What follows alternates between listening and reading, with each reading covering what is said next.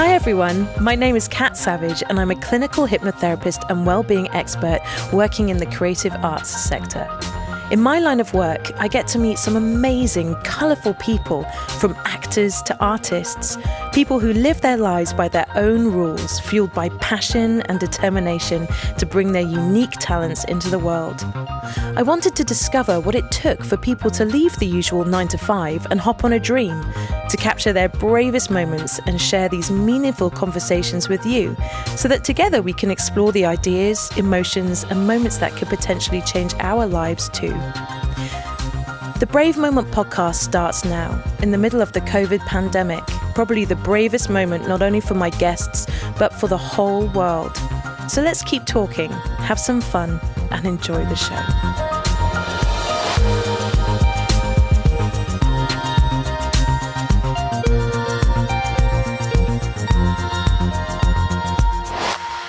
This week on the show, I talked to singer-songwriter Louise. Charlie is an up-and-coming artist who has rapidly grown in popularity over a very short space of time, playing for the likes of Scott Mills and Chris Stark, two of BBC Radio's biggest presenters. She has recently sold out a solo show at Sturts Theatre here in the Southwest, collaborated with audio giant Bose on their Discovered at Home sessions through the nation's lockdown, and played multiple shows at the Plymouth Pavilions, the city's largest performance venue, with other artists and also solo. We talk about her process, her advice for younger artists, and also about overcoming her fears in order to perform her music to the nation. It is with great pleasure that I introduce you to the tenacious Louise. And if you've not heard her music before, sit back, relax, and listen to her song Hold On To You, which she wrote and produced last year.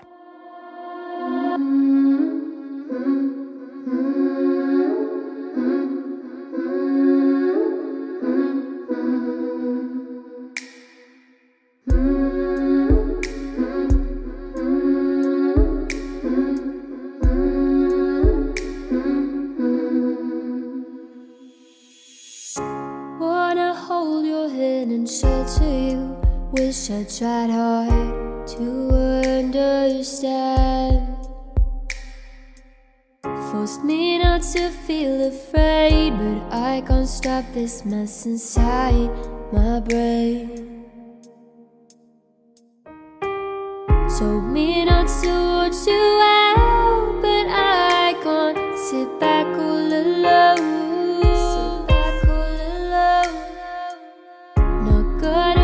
To walk out, need to hear your voice on the phone. Here I am wanting to hold on to you, whilst you drink a whiskey or two. Here I am trying to hold on to you, whilst you're thinking the whole night through.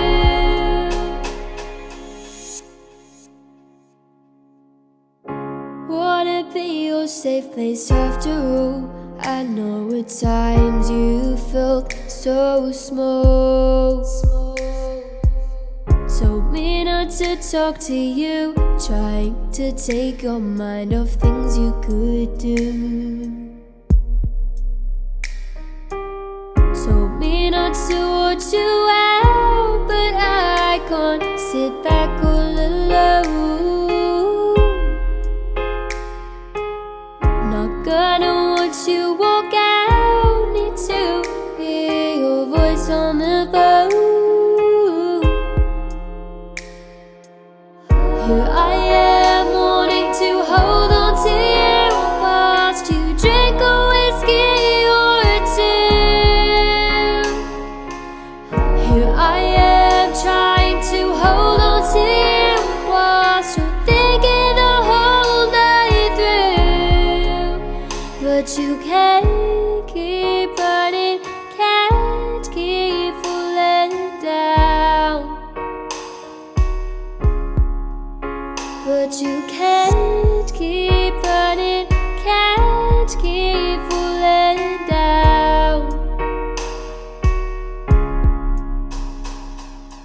Here I am wanting to hold on to you. new. Here I am trying to hold on to you while falling through. Here I am wanting to hold on to you whilst you drink a whiskey or two. Here I am trying to hold on to you whilst you're thinking the whole night through.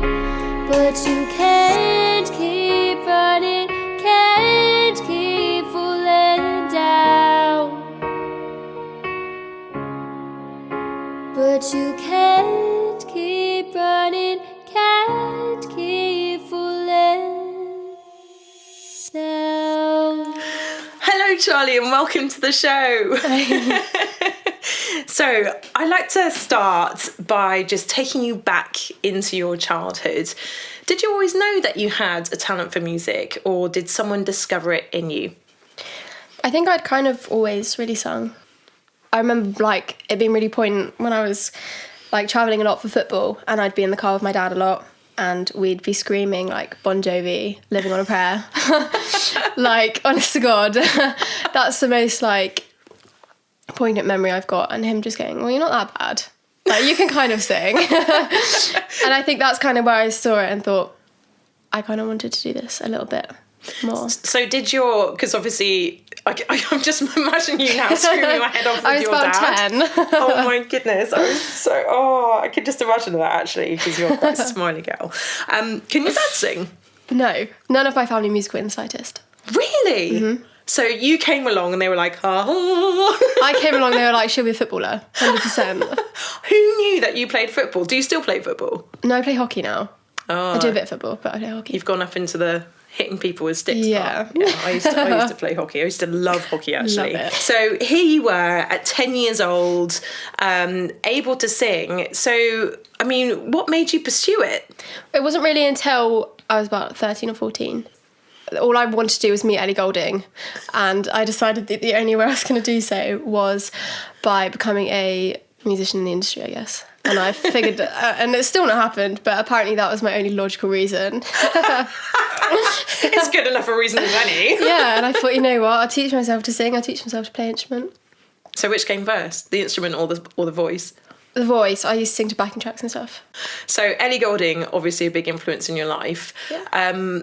She's got a very sort of ethereal sound, and obviously I've heard you sing quite a lot in your time, and you definitely have those sort of ethereal tones in your voice. Do you reckon she was kind of a major influence on your sound? When I was younger, a lot more, I think so. Yeah. But it's kind of expanded a lot more now. Who would you say your biggest influences are now? Fleetwood Mac, Billy Joel. They're probably the main at the moment. Oh, just really varies. I used to love Billy Joel. His, what's it called? In the Middle of the Night song. Absolutely amazing. And Piano Man. Oh, absolutely love those guys. What's your favourite song and why? My favourite song is probably Vienna by Billy Joel. It's quite funny because I feel like this song resonates with the fact I'm like a firm believer of like fate and like everything happens for a reason and not rushing to get somewhere too soon, which I just think's so sick. Why do you think you're sort of drawn to that kind of music? I don't know. I think the harmonies with Fleetwood Mac is the main thing for me. She's a goddess, isn't she? Oh my God. We went to see them last year or the year before. And that was just like the biggest inspiration. Like, I'm so jealous right now. It's so weird that you should say that. I was literally playing If You Ever Did Believe the other day, which is featured in the film Practical Magic, which is awesome. Obviously it's Halloween as we're recording this now, before the lockdown. And her voice is insane. It's just... yeah. It's the character of her voice, which I really, really like. So Ellie Goulding inspired you to pursue your music. How did you get from A to B? Like, what was your journey into educating yourself? I don't know. I think it was quite like, it was really frustrating to begin with because I kind of came to it really late rather than like doing it from a young age. So like 13 or 14, I feel like it's quite late to be like learning about the industry and stuff. So it's quite frustrating trying to learn so much in such a short space of time. Yeah, it just kind of went really quickly. Like it went from nothing to quite a lot, like really fast. Did you, I mean, obviously you went to City College and you studied music there. I can remember you as quite a shy person at that time. How do you think you've blossomed since you started your music career? I think writing helped a lot. I think songwriting helped a huge amount. Because initially I was quite reluctant to open myself up to like criticism through my songs. Whereas now I'm like, will say exactly what I want, which I think is cool. Can you remember what your first song was and what was it about? Yes. It was kind of like a co-write. Yeah. And it's called Breaking Away. I don't think, it's not actually horrific. That was the first song like I kind of wrote like majority myself, and then the first song I ever wrote on my own. I remember being so proud of it. It's called Over Again, and it's the cringiest thing I've ever heard. What's it about? I was friends with somebody and then ended up like not being friends with somebody, and then looking back at it going, oh, maybe we should like start over. And it was just so cringy, honest to God. What are the lyrics to the chorus? Can you think of them off the top of your head? The first lines of the chorus, I know we might be different, but let's reverse the time. I know we're worlds apart, and I don't know why. That's something like that. Something like that. Oh, that's so cute. How old were you when you wrote that? 16? 17? Yeah, That's so cool. that's quite late, I think, to be like writing your first song. I would disagree because, Really? yeah, you know, obviously being in the singing realm myself, I think, you know, some people do start writing early, and I think it's a good habit to, you know, get into writing and all the rest of it early, but I don't think people's songs really mature until they're sort of hitting 20, because your life experience is very different then. Yeah. Would you agree with that? Yeah. Yeah. Do you find that when you're writing a song that the lyrics hit you at 2 or 3 a.m. in the morning? What is that? It's so annoying, right? And I'm like, I need to get a pen and paper, but I can't be bothered. I'll remember it. It'll be fine. And then it's morning and it's completely gone. And you know it was such a good idea. Yeah. And it's always the ones you can't remember that were obviously the best ones. What do you put in place to sort of help you when those moments of inspiration hit? Like, do you carry like a notebook with you, or do you just like stop and put things on your phone? Yeah, the whole notes on my phone is just like random lyrics from like years ago, and like my dad will text me and he'll be like, "This is such a good song lyric," and I'm like, "Dad, no, like that's so bad." Good old dads. Yeah, They always know no, best. so bad. But yeah, just whatever I can think of just goes into the notes. What inspires you to write? Do you get inspired by events in your life, or do you just write about whatever comes into your head? Mostly like, yeah, people and situations. Just depends, like whatever's kind of going on. So, taking you now to your first ever performance, can you remember where you were and how you felt and how it went? First of all, where were you? It was at Menheniot at Cherry Fair. Awesome. And it was, I'm pretty certain it was literally like the 16th of June, 2014. It's so bad, I can remember that. There were loads of, like, it was the worst because I like knew pretty much everybody there. And I just, honest to God. That is the scariest thing Yeah. for a first gig, that Yeah. you know everyone in your audience. I know. And it was sung to everything was sung to a backing track, so I didn't play an instrument. Yeah, it was just horrendous. I thought at that point I was a bee's knees, and it was so bad. Is that you thinking it was bad, or did someone go, "No, Charlie, Well, just no"? No, I think people were like, that's okay. Like, there's a bit of potential, but it was, oh my God. Can you remember exactly how you were feeling when you stood on that stage? Not really. I remember just being absolutely terrified beforehand. And then it was fine. Like, it's fine when I'm singing. But I feel like you can't really hide behind a backing track. Because if you get the timing wrong or something... You're screwed, basically, aren't you? Exactly. Whereas, like, if I'm playing guitar, I can just make up what I'm doing. Do you think that's one of the reasons why you learnt the instrument? Kind of, but I thought it was easy for songwriting if I learned an instrument. So, that was your first ever gig. What has been so far your favourite gig? I've got two, actually. So the first one was the second time I played at Pavilions. I think the first time was kind of a little bit... I was terrified, and it was so daunting. But the second time was my favourite, 100%. It's a big stage as well, isn't it? Massive. Yeah, it's really, really big. Were you by yourself, or were you with other bands? I was on my own. Oh my goodness, Charlie, that's epic!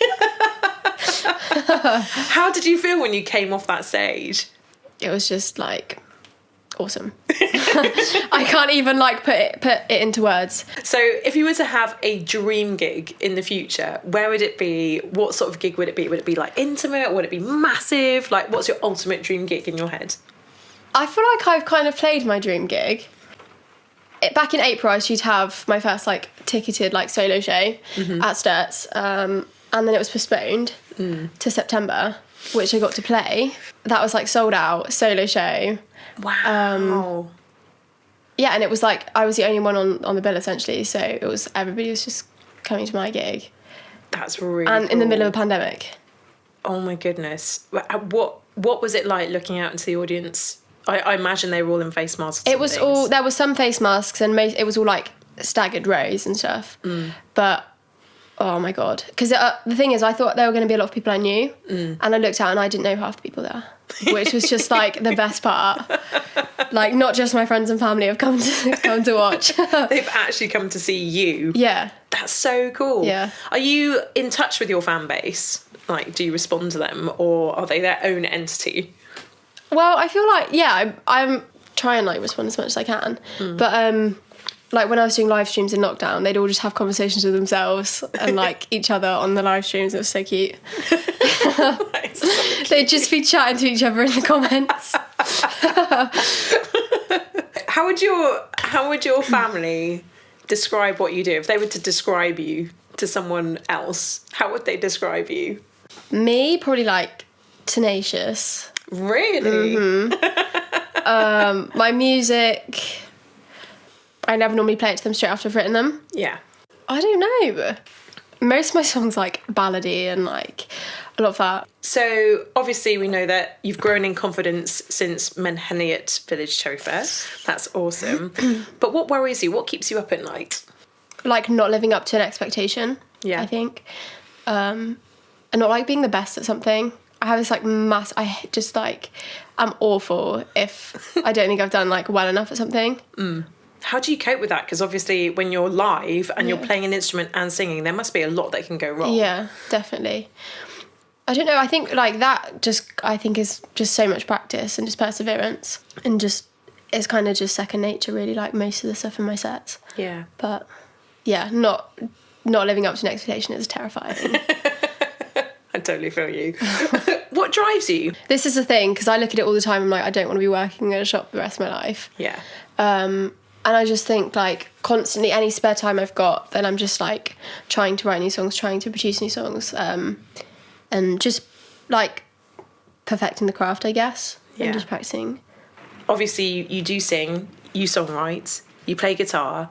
What do you do to sort of develop your practice? Like, do you go through exercises or like what's your sort of daily routine with that?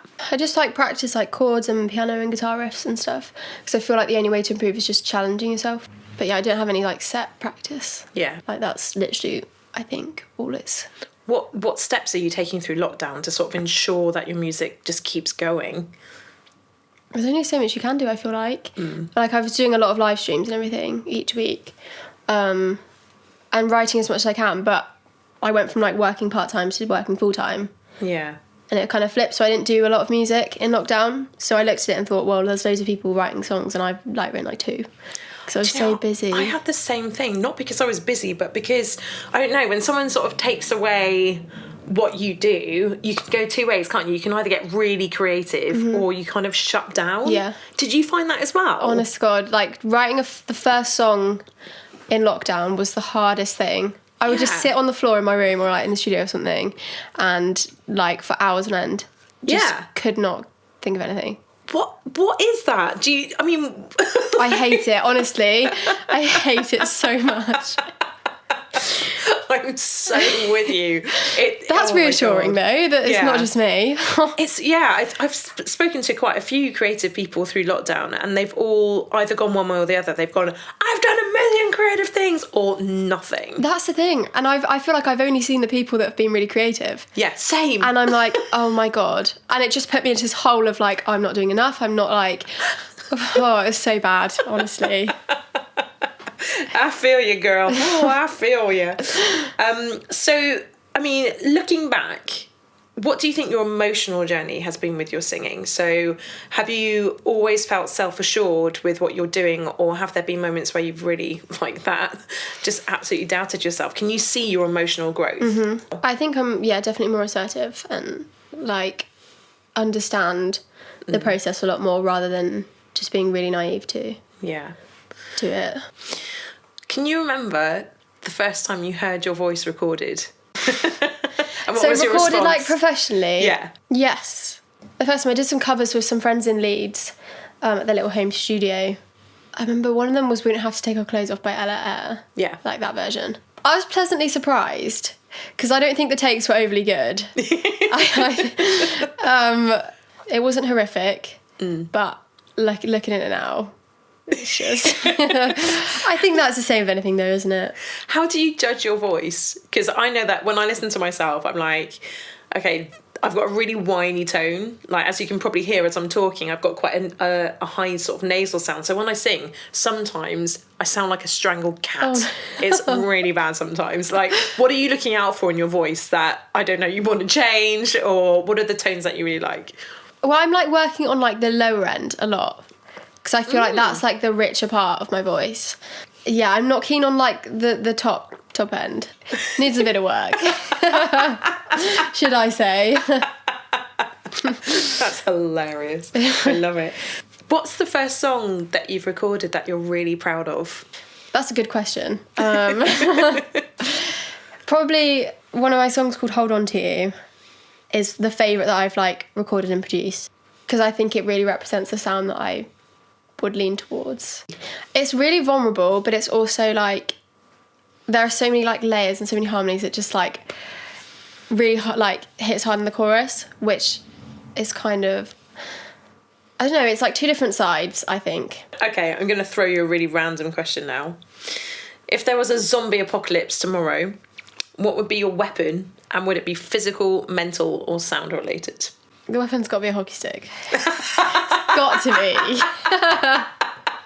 Oh my god. Has to be. I've got this image of you in my head now with wild hair and this hockey stick and like two like smeared like things It's on got your to be.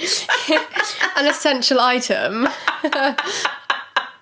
Okay, another random question. If you were to die tomorrow and you were to be reincarnated into another life, what 3 things would you want to bring forward from this life?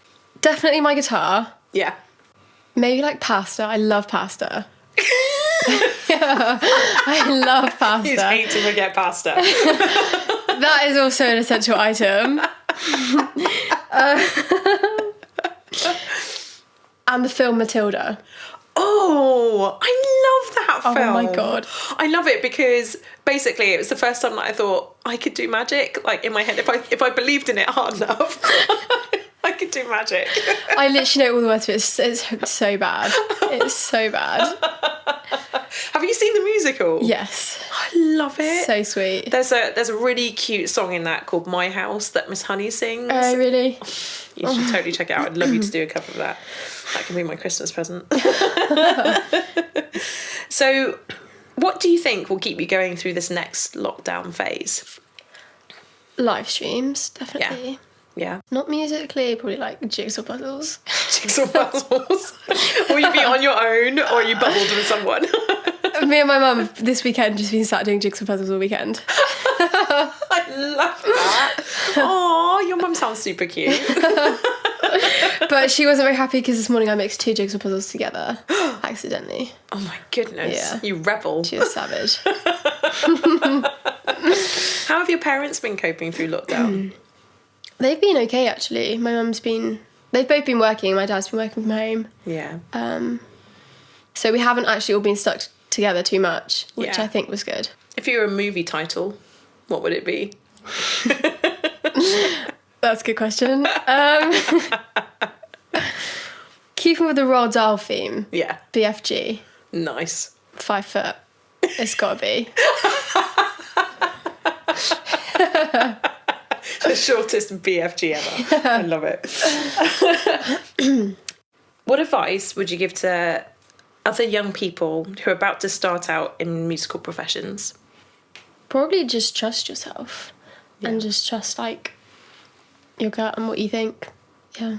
Do you think it's hard to trust yourself when you look at social media and there's sort of that perfected thing going on? Yes, definitely, because you're just comparing yourself constantly to like people that are maybe the same age as you doing what you want to be doing, and you look at it and go, how am I even going to get to that like level? Like, everybody's kind of made differently, so comparing yourself to other people isn't really like relevant and just doesn't even like matter, does it? Obviously, we're coming to the end of the show now. What do you think have been your bravest moments or moment? I definitely think opening myself up for criticism through my songs and like learning about myself. The one comment, you could get like 100 nice comments and the one bad one, like it's not even bad, but like will just stick with me and make me want to just like show this person like completely wrong, I guess. Yeah. So kind of galvanizes you, do you think? Oh, that's really, makes me really far cool. more determined if somebody's like not negative, but like trying to criticize, constructive criticism, I guess. Yeah. I'm like, okay, thank you. I'll try and improve next time. Okay, so finally, imagine that you have, I don't know, a 10 or 11-year-old person saying, I want to be just like you when I grow up. What would you tell them to do? I think it works two ways. I mean, if you just want to sing and that's kind of all you really want to do with it, then definitely, yeah, do that. But I think learning an instrument just opens up so many kind of avenues. Yeah. And just songwriting as well, I think, is really important. That's cool. I found YouTube very helpful. Okay. For like starting out, and it's, I think, perseverance when you first start learning an instrument is the most important thing, because it's so easy to just like turn around and go, I just give up with it. Yeah. But I think perseverance is incredibly important with instruments. So what are you working on music-wise at the moment? Do you have any new music coming out? Have you just finished anything? Like, what are you working on currently? I'm working on my first single. Are you? I am. What's it called? I can't say at the moment. Ooh, I love a secret. Will you tell us when it comes out? Yes. How are you finding that process? Well, it's literally it was sprung upon me like last week. Yeah. Will it be weird during lockdown? Like, how are you going to go through that process? Are you going to have to record separately? Can you get into a space together? Yeah. We had like a little FaceTime earlier, which is just like weird, isn't it? Back and forth with like Zoom calls. So when do you think your single will be released? Hoping January next year. Thank you so much for doing this interview today. Thank you for having me. It's been so lovely to see you. If people want to find you online, what should they search for? All my social medias, I think, are I am Charlie Louise. Thank you so much. Thank It's you been for lovely having to me. see you. Charlie is living proof that it doesn't matter what age you are. If you're brave enough to follow your passion, then good things land in your lap.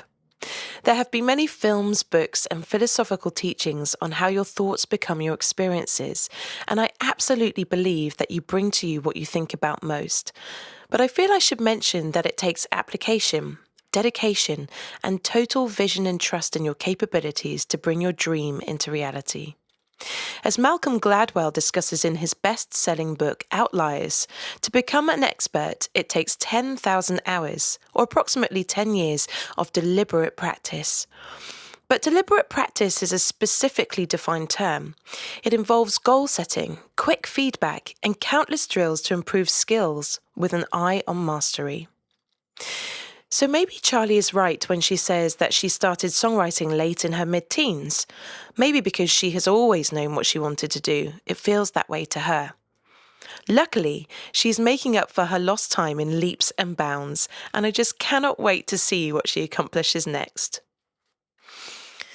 We've spent a fair amount of time together, and it's been wonderful to see her grow out of any fear or anxiety into the confident performer that she is today.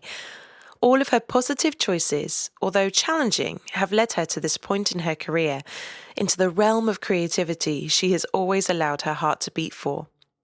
She represents a new generation of performers that are used to online presence, are used to the scrutiny through social media. Maybe this is one of the reasons that Charlie considers herself tenacious, as having to work hard to polish her performances ready for one of the toughest platforms in the world means that only the best of the best will survive. And Charlie, well, she is one of the best of the best. Reflecting on that, what can you do today that will help you tomorrow? Have a look at your working week and see if there are 7 slots of time you can dedicate to your dream. This may be making an important phone call on Monday, setting yourself a task on Tuesday, drafting something out on Wednesday, doing something to inspire your work on Thursday, practice something on Friday, record on Saturday, and post on social media on Sunday. It doesn't have to be a vast amount of time, but if you're striving for success or change, try and carve out 15 to 20 minute slots every day. Maybe 10 minutes in the morning and 10 in the evening. Maybe every advert break on the telly. Maybe as you're ironing, you could be listening back to something you've written that day. But guaranteed, the more you do it, the more you'll start to notice those minutes creeping up and up with the amazing feeling it gives you to be productive and enthusiastic towards your life-changing new lifestyle or passion. As Tony Robbins once said, you haven't got to do it, you get to do it. And if you get to do it today, you're more likely to have it in your tomorrows. Next week on the show, we talk to the BBC's Unsung Hero award-winning hip-hop dancer, Toby Gorniak, about following your passion, TED Talks, dancing, and receiving an MBE. Thank you so much for taking the time to listen to the show.